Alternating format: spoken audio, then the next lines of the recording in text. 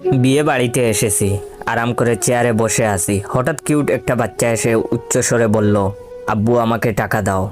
বাচ্চাটার কথা শুনে আতঙ্কে উঠলাম। চোখ কপালে তুলে বাচ্চা ছেলেটার দিকে তাকিয়ে রইলাম।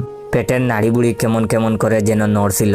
হতবুদ্ধি আমি এদিক সেদিক তাকিয়ে দেখতে লাগলাম, আর মনে মনে ভাবলাম বাচ্চাটা কার হতে পারে। সত্যি সত্যি আমাকে কি আব্বু বলে ডাকছে সে?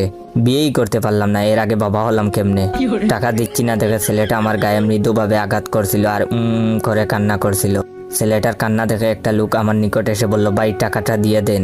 বিয়ে বাড়িতে এমনিতে গেঞ্জাম, তার উপর বাচ্চা ছেলের কান্না সহ্য করা যায় না, ভাই টাকাটা দিয়ে দেন। লোকটাকে কি জবাব দিব বুঝতেছিলাম না। এর মধ্যে একটা রূপবতী মেয়ে এলো। তাকে কেন যেন চেনা চেনা লাগছিল। বাঁকা চোখে তাকিয়ে উত্তেজিত গলায় আমাকে বলল, এই তুমি এখনো বাবুকে টাকাটা দাওনি? কেমন মানুষ তুমি, শুধু শুধু আমার ছেলেটাকে কাঁদাচ্ছ। মাথার উপর বাজ পড়লো বলে মনে হলো, নিজেকে মানসিক রোগী মনে হলো। ভাবলাম কবে পাবনা থেকে ছাড়া পেয়েছি, কবেই বা পাগল হয়েছিলাম, নাকি মেয়েটা আর ছেলেটা সহ পাগল। মেয়েটাকে কিছু না বলে চেয়ার ছেড়ে বন্ধুর রুমে গেলাম, কিন্তু একটু পরেই দেখি সেই মেয়েটা এসে হাজির। এসেই খেপা বাঘিনীর মতো রূপ নিয়ে চেঁচিয়ে বলতে লাগলো, কিপটামি কবে দূর হবে তোমার? সব জায়গাতে কিপটামা কিন্তু চলবে না। তাড়াতাড়ি টাকা বের করতে বলছি, বের করো। আমার হয়ে বন্ধু বলে উঠলো, আপু কি শুরু করছিস এগুলো?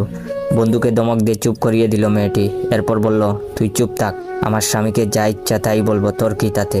আমি বন্ধুর দিকে ভূত দেখার মতো করে তাকিয়ে রইলাম। বন্ধুও আমার দিকে। বাধ্য হয়ে পকেট থেকে 10 টাকা বের করে দিলাম। টাকা দেখে মেয়েটি যেভাবে চোখ বানিয়ে তাকিয়ে রইল, দেখে মনে হলো এখনই আমাকে কাঁচা গিলে খাবে। মানিব্যাগ থাবড়ি দিয়ে 1000 টাকার কচকচা নোট নিয়ে নিল। এরপর বেঞ্চি কেটে চলে গেল। বিকেলে খেতে দেওয়া হলো বন্ধুর ঘরে। বন্ধুকে নিয়ে খাচ্ছিলাম, তখন সেই মেয়েটি রুমে এসে আমাকে নরম স্বরে বলল, এই তোমার না গরুর গোস্ত খাওয়া মানা, দাও তো গোস্তগুলো দাও, তুমি মাছ দিয়ে খাও। এটা বলেই সে প্লেট থেকে সবগুলো গোস্ত তার প্লেটে নিয়ে নিল, আর আমার প্লেটে মাছের 2 টুকরো